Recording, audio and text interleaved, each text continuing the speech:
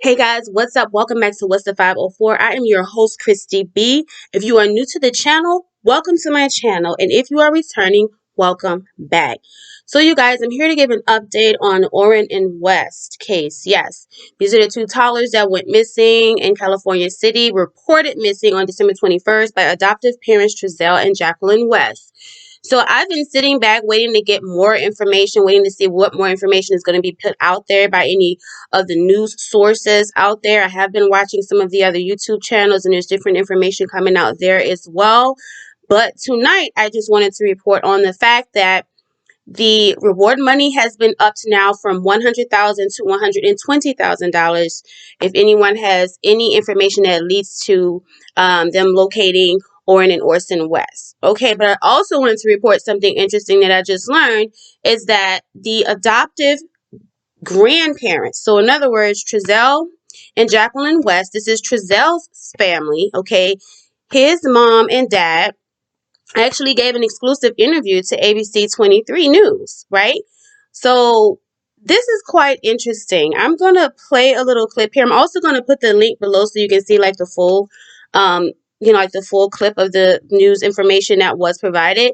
I'm also going to try to do some further research though to see if there's an actual like full interview because this was like a really just a short clip of them just saying that they've been getting threats from the public ever since the kids were reported missing and how it's not fair to their extended family because of course their extended family are put up money towards the reward money or whatever.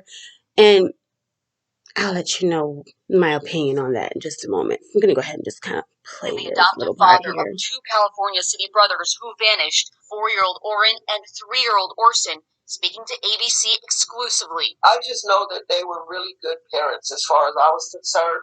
The family now saying they're being targeted by members of the public, showing up outside their home, not to support them, but to accuse them. The fact that people are gathering outside of our homes and making us a target is demoralizing. Authorities receiving over 2,000 tips and now using imaging technology to search Trezell and Jacqueline West's yard. They adopted the boys in 2019, the parents saying they last saw them in their backyard late December before they vanished. Came inside the house, searched the house, me and my wife. Police suspecting foul play, but they have not named any suspects or persons of interest. The family urging people to not rush to judgment. And it's like the people don't realize that we are grieving, we are hurting just like they are. A reward from multiple parties, including the family, increasing to $120,000. And tonight, a community vigil outside the West's family home. With Zoreen showing that difficult story tonight. Thank you. Now, how do I feel about this? Let me see. These kids were reported missing on December 21st. We have heard nothing but crickets from the rest of the family members since they were originally reported missing by Jacqueline and Trezell West. The one interview that Jacqueline and Trezell West gave when they initially reported Orrin and Orson West missing.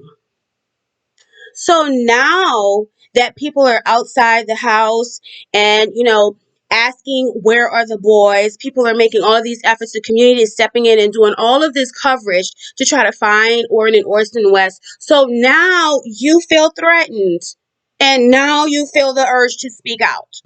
A month and a half into the investigation, now you want to come on TV and give an interview? Now you have something to say concerning the boys?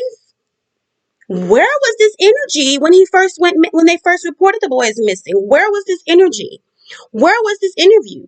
I mean, I get that not everybody wants to be on TV, but you could have did a non-TV, statement. You could have said something like, y'all are coming on TV now because you've been having people come into your home and people are seeing everything that's going on. You can't really leave your house. And I could definitely understand that you would like some level of privacy, given that your children may, your child and your daughter-in-law, whatever, may be innocent.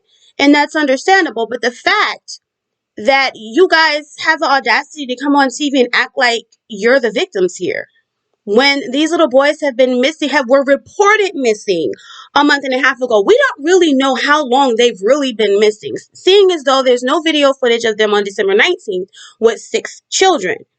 And that still is not being really explained. Like, did the police get with them and say, hey, you said you took 6 children shopping. We only see 4 getting in the vehicle and then the 2 of you returning alone. And how many hours were in between that? We still don't have answers on that. So yeah, do I understand that they probably wish they had some privacy? Yes. But do I agree with the fact that it has taken you a month and a half to come out and say something about these grandkids that you care about? And again, I'm not accusing anybody of anything. This is my personal opinion. I just think it's very crappy that y'all can get on TV now, a month and a half into this, and because you're getting so much pushback, because people have not lost interest in this case, because people are still pushing to try to find out what happened to these boys. I just think it's just crazy that now the cousin or the uncle, I'm not sure who the other gentleman was, now they want to come on there and say, oh, we're being threatened and we're being this and we're being that. Where have you guys been during this investigation? Is there any reporting of any of these family members being out there helping with the search? And as far as the grandparents saying, okay, well, we, as far as I know, they've been good parents. Well, it's not like you're going to give a TV news interview and say, as far as I know, my son has been a horrible parent. Like, who's going to do that? Who's going to do that? And you're not getting on TV to even discuss that. You're getting on TV because you want the public to stop coming to your home and to stop making threats to you. And I definitely understand that nobody wants to be threatened. But you can definitely understand why the community is trying to figure out what happened to these boys. And people are still wondering, why aren't you guys showing that same level of concern? Again, we can't be there 24/7, so we don't know what they're doing behind the scenes. But it's just pretty odd that nobody else has made a statement. As far as all the information that I've seen and all the news coverage that I've read, I have not seen anything about any other West family members coming forward and saying, hey, we're doing everything we can to find Orrin and Orson West. We're out here, some of my family members, we're out here doing the search.